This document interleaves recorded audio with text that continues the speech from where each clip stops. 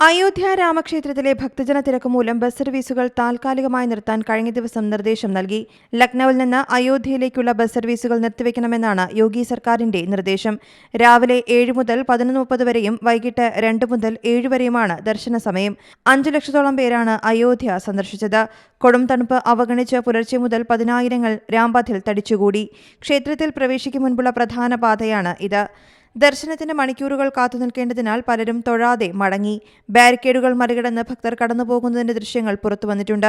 അതേസമയം അയോധ്യ രാമക്ഷേത്രത്തിലേക്ക് സന്ദർശക പ്രവാഹം തുടരുന്നതിനിടെ ഉത്തർപ്രദേശിന്റെ സമ്പദ്വ്യവസ്ഥ കുതിച്ചുയരുമെന്നാണ് പഠന റിപ്പോർട്ടുകൾ. ഈ വർഷം 4 ലക്ഷം കോടി രൂപ അധിക വരുമാനം ലഭിക്കുമെന്നാണ് SBI റിസർച്ച് പറയുന്നത്. 2024-25 സാമ്പത്തിക വർഷം നികുതി പിരിവ് മാത്രം 5,000 കോടി രൂപയാകും. സന്ദർശകരുടെ എണ്ണത്തിൽ അയോധ്യ, വത്തിക്കാൻ, മക്ക എന്നിവിടങ്ങളെ മറികടക്കുമെന്നാണ് പറയുന്നത്. വർഷം 5 കോടി ആളുകളെങ്കിലും എത്തും.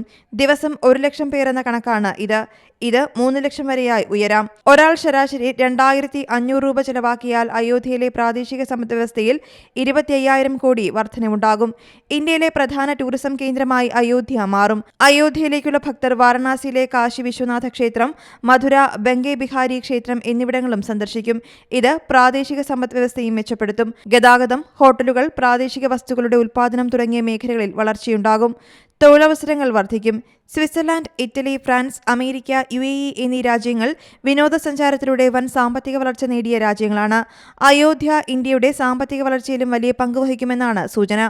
News desk, Zee Malayalam news. പുതിയ വാർത്തകളും വിശേഷങ്ങളും ഇനി വിരൽ തുമ്പിൽ. എല്ലാ ഡിജിറ്റൽ പ്ലാറ്റ്ഫോമുകളിലും ഇപ്പോൾ സീ മലയാളം ന്യൂസ് ലഭ്യം.